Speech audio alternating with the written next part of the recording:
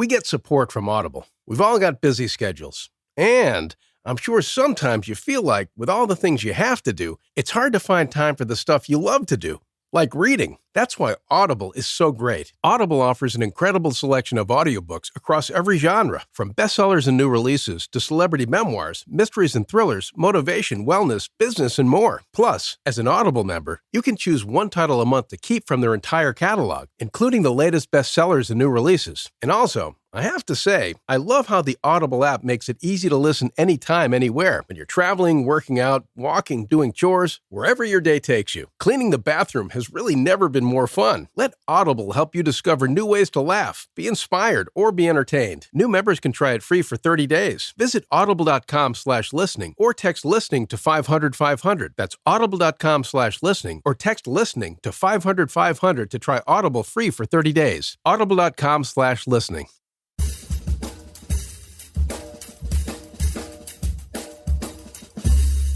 I mean, no one plans to get sick, and yet, here we are. My name is Matthew Zachary. I survived cancer, a stroke, and COVID-19, and somehow I'm still here. I also survived our stupid, broken healthcare system, and I want to help you survive it too. So let's go make healthcare suck less together. Because you know what? We're all out of patience. Hey, that's the name of the show. Hello, friends, and welcome back. A quick reminder before we get started that if you like the show, I hope you do, and you are listening on Apple Podcasts, please consider leaving a review, a rating, something nice, hopefully something nice. Anyway, or don't, I digress. On the show today, performance psychologist Dr. Ben Bernstein is a very well-respected doctor of applied psychology, public speaker, coach, lecturer, and author of many books, including the one we'll be discussing on the show today called Stressed Out for Parents, How to Be Calm, Confident, and Focused. Laughs in the background. He's also a Second City alum, musical theater nerd, composer of operas, and a fellow pianist. Ticks all the right boxes. Anyway, he dropped by OffScrip Media Studios in person. How novel.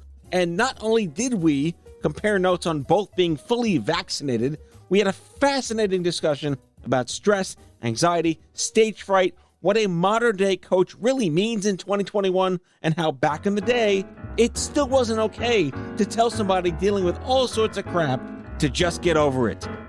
On with the show.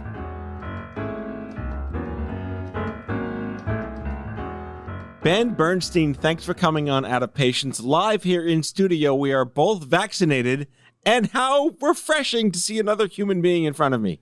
Matt, I can't tell you what it's like to just be with you in person after having listened to you and all your podcasts. So thank you for having me. So for the record, listeners, Ben is the listener. So I'm talking to Ben right now.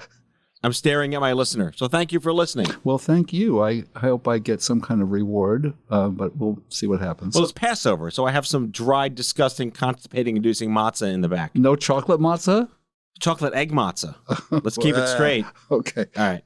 Do our best. Jelly rings? Jelly rings. Jelly rings. Okay. Oh, thank you. The Malamars of kosherness. I love kosherness Malamars. My father used to eat whole boxes of them at once. Well, I love to find the common threads, and you're the first guest I've ever had on my show that's mentioned Bella Bartok in their biography. So explain to me how we're both somehow musicians and pianists. That's right. So I started out playing the piano when I was 6 years old, growing up in Brooklyn, and I love the piano. I played very prodigiously, and I just loved it. It was actually kind of an escape. What was it doing in your house growing up? Like, did your parents play? Oh, yes. So, yeah, thank you for asking that. So my grandmother, when my mother was a child, they lived over the Dime Savings Bank in Brooklyn. 86th Street. That was the big Dime Savings Bank on 86th Street. So you probably met my grandmother, but you're not that old. Well, my Aunt Sid, who was like, when I was young, she was in her 70s. So they might have known each other. They probably knew each other, and we're probably cousins. So Grandma B the story is Grandma B used to walk around the bank and pick up the change that fell from people's pockets and until it added up to $1,500, and she bought a new Steinway in 1938. Wow. And my mother played quite well, but she stopped fairly early on. But my mother inherited the piano, and then I inherited the piano. But I started at 6 years old. And Was it an upright or a grand? No, baby. It was a baby grand. Wow. Yeah. Model A, Model B? It was a Model S something. We're totally geeking out to the listeners on Steinway lore. Yes. Well, anybody who interested in Steinway, we're probably going to have to sell it at some point, which I really regret. Well, I know a guy. Okay. I am from Brooklyn, so we all know guys. We all know guys. Yeah, we know the guy. We know a few gals, too. Yes, I suppose so. I hope so. But I was reading that you had stopped playing for a while and recently rekindled it. Well, no, what happened was, and this is really pertinent to the work that I do, that I love playing the piano, and I played very beautifully and very prodigiously. And what happened was my teacher and my mother particularly saw this as an opportunity to drive me into competitions and recitals and national auditions, none of which I was interested in. I just wanted to play the piano. Mm-hmm. So it turned into a whole performance thing that I was very... I was so anxious before every performance. I would just shake. You can't sit on the stage at the Brooklyn Academy of Music and have your hands and knees shake and play the piano. It doesn't work. And by the time I was 14, I had just had enough. And nobody helped me. It was all like, what's the matter with you? That's a good one. Mm-hmm. You'll grow out of it. That was my grandfather's favorite line. Sounds like old school parenting the right way, maybe? Well, it was... Snap out of it. What's wrong with you? Yeah, you'll grow out of it. What was the other one? It's all in your head. That's a really good one. Okay. So, but I didn't. And by age 14, I just said, I'm going to stop playing the piano. And I stopped for, I would say, 30 years. Wow. And then I had a series of musical dreams that were stupendous, of music that I had written. What were you on at the time? Therapy. I was going more prescription-based or non-prescription-based. I know where you were going, but I had a very good Jungian analyst, and he said, listen, you really have to pay attention. This is you. This is who you are. And so I found my way back to the piano to the extent that I ended up taking a master's degree after the PhD in psychology, after the master's in psychology, a master's degree in music composition. Wow. And got back into music, and I coach opera singers. I've written 3 one-act operas, and I read about that. I'm really into it. I want to talk about those. Anytime. I love the whole stage fright, because how I compensated, I started playing at 11 years old. Okay. It was a little late in life, but my mom played as a kid. But on her honeymoon, my grandma threw the piano out the window, pretty much. Cartoon style, right? Literally, there's some schmuck on the sidewalk like, piano. So in her 30s, my dad bought her a piano to rekindle because she became a kindergarten teacher, and there was a piano in the classroom, so she wanted to practice at home. I came home one day in 6th grade. There's a piano in the house. I'm like, all right, where do you put your fingers? And I just kind of figured it out. But I was trained by a Juilliard graduate she was probably in her 60s in the 1980s, but she was super ultra, like what's Elvis kind of real classical. And I learned about embouchure and about positioning and finger stretch, all the traditional stuff, like how Stravinsky, when he played piano, had these weird finger stretching things, whatever. But I didn't like to perform the classical music because I played like the theme to, I don't know, Hill Street Blues better. Yeah. I played Journey better. that was kind of classical in its own way. Yeah. Yes, exactly. St. Elsewhere. Yeah. I played the theme to like Growing Pains and Silver Spoon. You go to, remember Sam Goody? Do I remember Sam Goody? Of course I do. Yeah, exactly. I would go there all the time, just gawk at the instruments. Yes, exactly. So it's funny we have such a common thing, but I liked a stage. Did you do like theater in college as well? Do ad-libbing? Yes, because the family has a lot of history in theater. And when I got in high school, we had these musicals called Sing every year. Remember Sing? Yeah. Where did you go to high school? I went to high school on Staten Island. Okay. I grew up. Tottenville High School. Where is that? Where is Staten Island? It's the forgotten borough of New York City. Okay. I think it's still there. There's some bridges. You got to get to it. I've heard. We used to go camping there when I was in the Boy Scouts. There used to be trees there, too. It was like the outer and limits. Horses. Yeah. So where were we, Matt? we were discussing stage fright and how musical theater and acting kind of brought out this part of us. It did. And I was into it. But when I got older and I got further along in acting, actually to the point of becoming an equity actor much later. You were equity? I was. I guess I still am. I had a SAG card for one day. That was a sad story. Yeah, very sad story. So, but I had terrible stage fright because I would just be freaked out that I was going to stand in front of the audience and go, I can't go on. I don't remember. Mm-hmm. In fact, when Wait, were you a bad memorizer? No. When Barbara Harris won the Tony Award for The Apple Tree, okay? The Apple Tree, wow. The night after she won the Tony Award, my mother and I had tickets in the orchestra 8th Row Center, and it was very exciting because she just won the Tony Award. They made an announcement that Alan Alda, I think, was her co-star, but he couldn't appear that night, so it was a big disappointment. The whole thing started off, and it was a little rocky at the beginning. You felt, okay, this guy is just standing in, and then it got rockier, and she got into her first number, and she was just staring at the audience, and she waved her hand at the conductor, not even looking at him, and the orchestra went, blah, blah, blah, and she just looked at the audience, and she said, I can't go on. The chemistry just wasn't there for her that night without Alan Alda. Some chemistry must have been there, but it wasn't the right chemistry. And she walked off the stage. Wow. Oh, my. So talk about confused stage fright, the whole thing. Yeah. So the point of this whole story, for me, the origin story, is that no one really helped me with anxiety, with stage fright, with lack of confidence. Well, back then it was just shut up. Yeah, you'll grow out of it. Remember, did you have like the fresh air classes on the roof at school?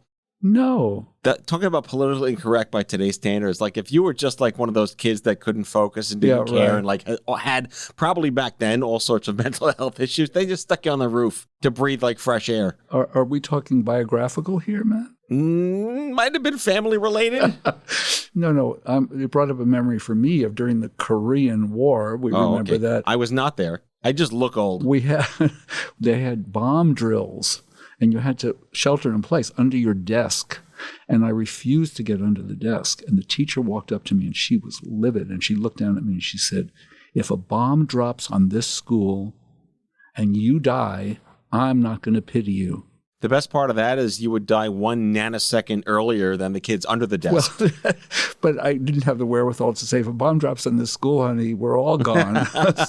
Because the desk's made of wood, clearly won't burn. Right, yeah. I think Lewis Black did a whole bit about how you were hiding under kindling. Oh, well, it could be.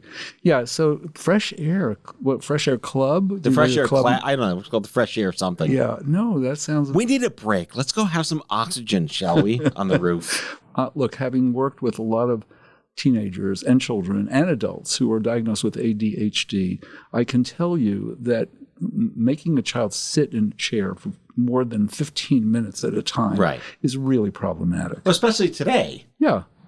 Even worse today. It's worse today. I tried to get my kids to watch like The Wizard of Oz. And, it's a fabulous film, but it's slow by today's like Teen Titans and SpongeBob movies. Right, so they can't, it's like you can't force the attention span in reverse order. No, but it makes me think we ought to design a Wizard of Oz game. Like, how do you get to the Emerald City really fast? Right. Minecraft for the Wizard of Oz. Let's do that. Let's do it. So I want to get to one quick thing before we take a break, which is that you are, I don't know, maybe having too many degrees, bachelor's, double master's, doctorate, PhD. Yeah. Are you an underachiever? I'm just an achiever. I mean, what it really is that I was sucked into the educational system, which you had to do. I know I'm of that age where you had to do this, you had to do that, you had to do that. And by the time I did my PhD, which was in psychology, I was advised, don't write on anything of any importance, nothing that you care about. Just do a simple experiment, get out of here. And I said, I've spent my whole life so far in the educational system. Nothing has meant anything to me, and this is going to make a difference. And I really wrote a dissertation in psychology in the first person, and it was very controversial, and I'm really glad I did it. It meant something to me.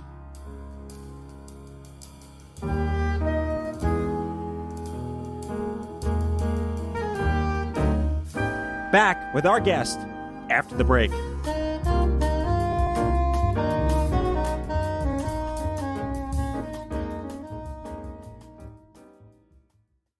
Has your chronic illness made it difficult to continue working in the traditional way? Want to learn how to find and create flexible remote work that both accommodates your chronic illness and generates an income? Join the Patients Getting Paid membership, a community of chronicpreneurs where people just like you find workshops and trainings, weekly updated condition-specific gigs, twice monthly coaching calls, co-workings, accountability, and the kindest community to support you on your path to make money while working from anywhere and taking good care of yourself. Learn more or join us at patientsgettingpaid.com. We all struggle with feeling like there's not enough time in the day to be productive personally or professionally. We all struggle to make our time matter. It's time to take control. It's time to start investing in the corporation of you. At Athena, they've helped over 700 ambitious professionals achieve more by connecting them with best-in-class, globally remote executive assistants. Athena executive assistants go beyond basic administration tasks. They help you make time matter through the art of delegation. They believe delegation is the superpower of all highly successful people, and your personal EA will help you get there. Your EA is a one-on-one long-term partner to help you achieve your personal and professional goals. Take back your time. Join the waitlist at athenago.com. That's athenago.com.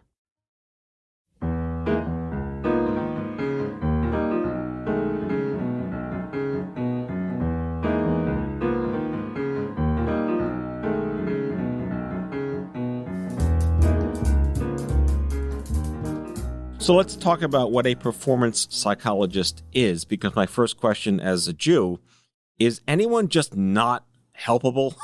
You ever just meet people like, screw it?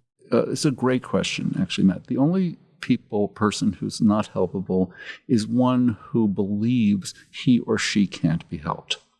Okay? And unfortunately, people tell themselves that story based on their experience, and based on a lot of fear, and based on not being educated properly about who they actually are. You know, a baby doesn't, you've had twins. Babies don't come out of the womb thinking, I can't be helped.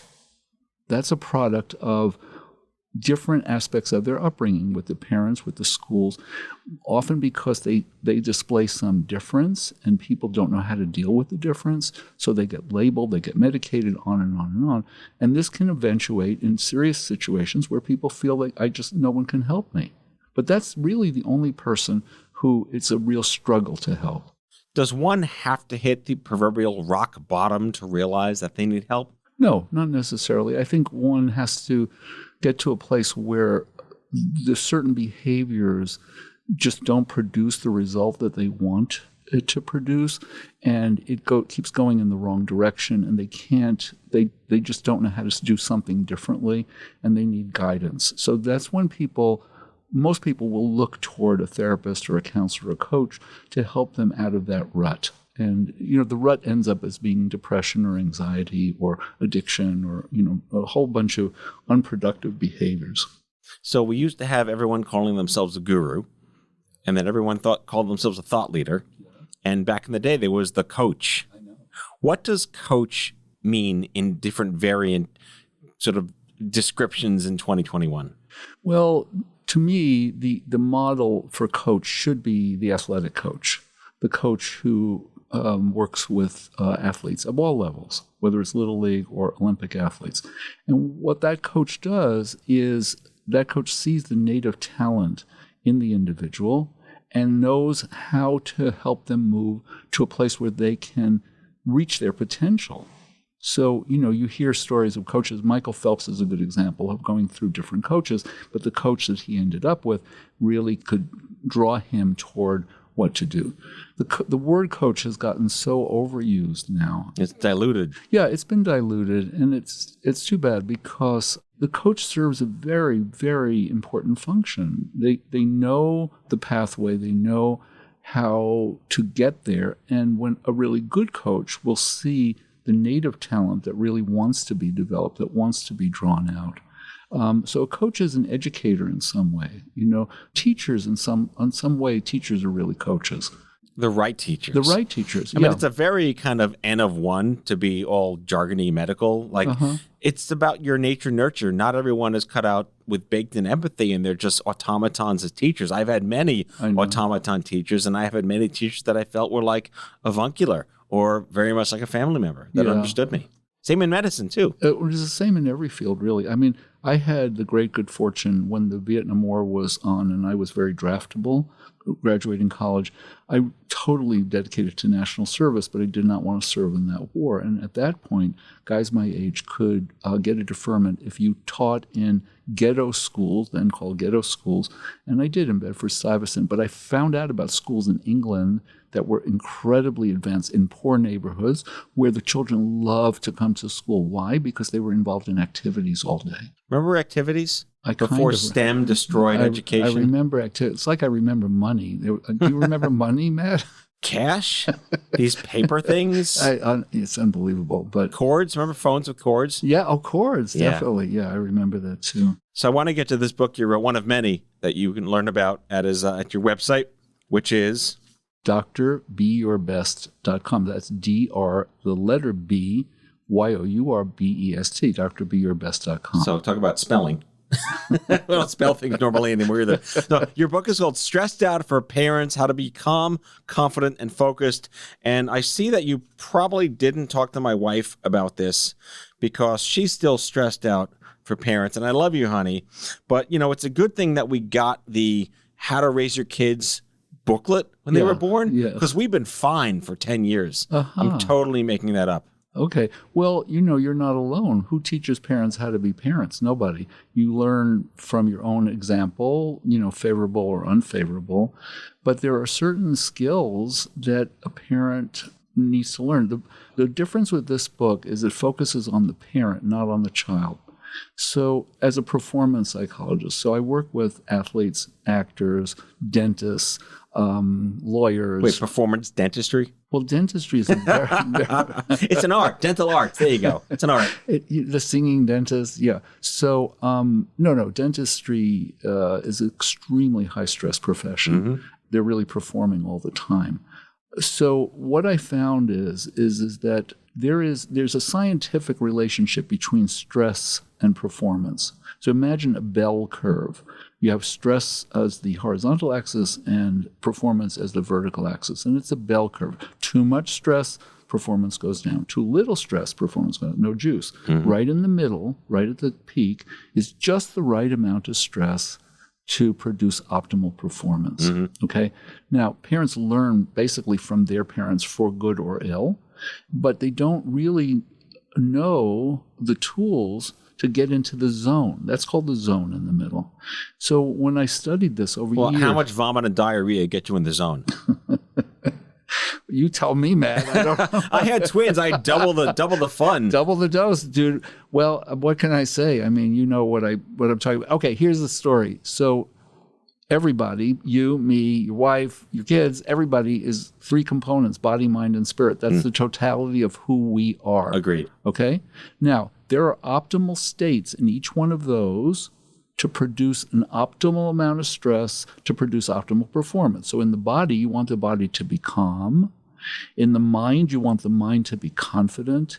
And in the spirit, you want the spirit to be focused. That's a three-legged stool.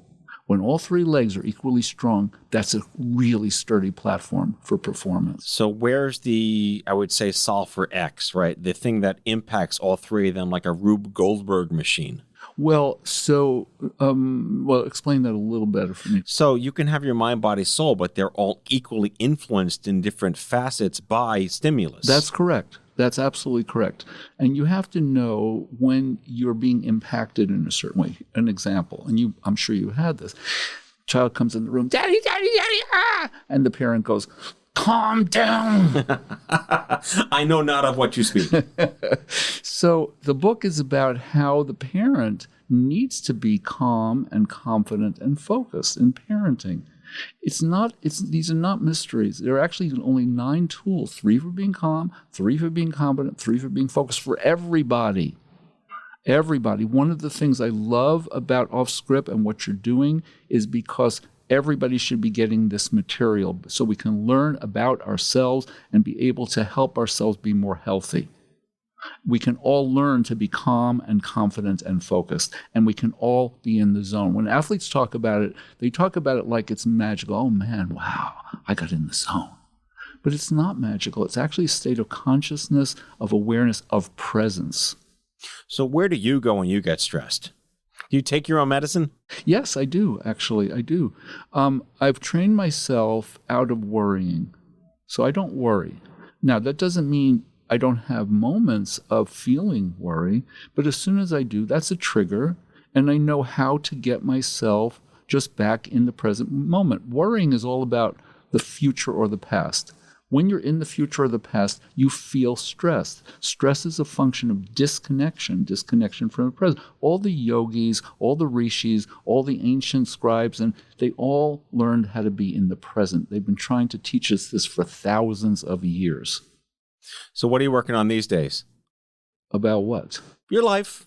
Oh. You've been doing this a long time. You have a storied career, like award-winning pre-Second City improv guy. Well, I'm working on a book that I've been working on for a while, but it's coming clearer. I don't have the working title. It's called The Path to Optimal Living, but the subtitle tells a story. Subtitle is Accept, Grow, and Contribute.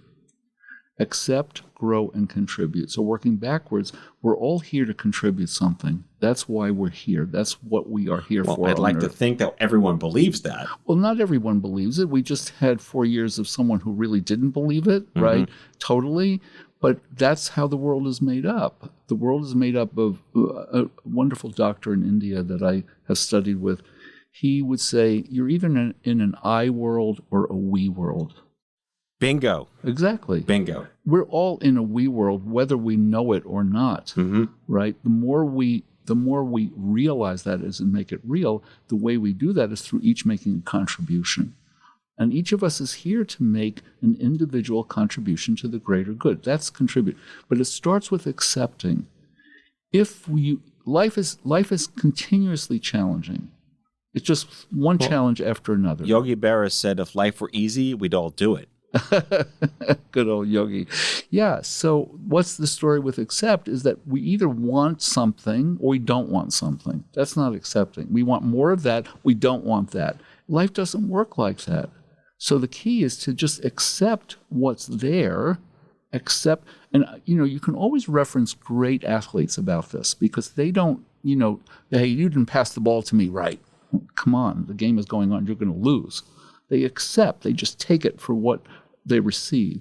Accept doesn't mean you love it. It doesn't mean you embrace it. It doesn't mean you kumbaya. It just means you accept it. And when you accept something, the next question you can ask yourself is, how can I grow from this? Because every experience is an opportunity for growth. You're a living example of that. 25 years, okay? You did your homework. Well, yeah. Well, I like, yes, yeah, thank you. But that's what we're talking about, right? Is how people can really accept what's going on. I get choked up even talking about it. Accept what's happening in their lives. They don't want it. You didn't ask for that, but you accept it, and then you grow from it. And then when you grow from it, look what you're doing. You're making a contribution to many people. That's what we're here for. I'm on the record as having never asked why me. Beautiful. Matt, beautiful. Never asked it. You should it never write a occurred book. to me You should to write ask a that. book with that title. Never ask why me. I asked, where do I go with this? That's And that came from my parents. They said, stop asking why me. It's not about you. This happened to you. What do you do now? Well, you are very fortunate. That's accept, grow, contribute right there. That's what What they do I were win? doing with you. What do you win? Boy, you gave me a book already. You win the opportunity to take me on a cruise. They have vaccine-only cruises now, so I agree. I accept your offer. Right. All right, Dr. Ben Bernstein, performance psychologist, stress doctor, piano man. I'm going to just call you piano man. I like that. Well, musical theater nerd. Billy Joel might not go for that, but okay. Well, can you trademark the word piano man? I have a feeling he did. He copyrighted the title, I'm sure. All right, well, fine. Not the piano man. Piano-ish. man. Music guy. Music guy. And pianist. I've just written, you asked me what I'm doing. I'm writing cabaret songs in the mode of Tom Lehrer. Remember Tom Lehrer? Oh, wow. Yeah. That's a throwback.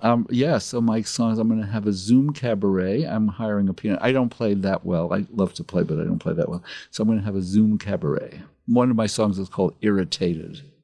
Oh, we can agree on that. All right. The website is Dr. Be Your Best. The letter B is just the letter B. There's no E. DrBeYourBest.com. Ben Bernstein. Mensch, what a guy. Thank you for coming on the show. It's a total pleasure, and it's an honor, and I really support everything you're doing at OffScrip, and I hope everybody listens. That's all for today, folks. If you like today's show, be sure to subscribe, leave a review, follow us on social, and tell all your friends to listen. Out of Patience with Matthew Zachary is a product of OffScrip Media. Our executive producer is Matthew Zachary. Our senior producers are Brianna Seeley, Jen Oranger, and Andrew McDowell. It is mixed and edited by Brianna Seeley. Our theme music is by the Mike Van Allen Quintet and by Mara. For advertising and media inquiries, email media@offscrip.com. Hit us up at contact@offscrip.com to share comments, feedback, and make recommendations. For more information, visit offscrip.com.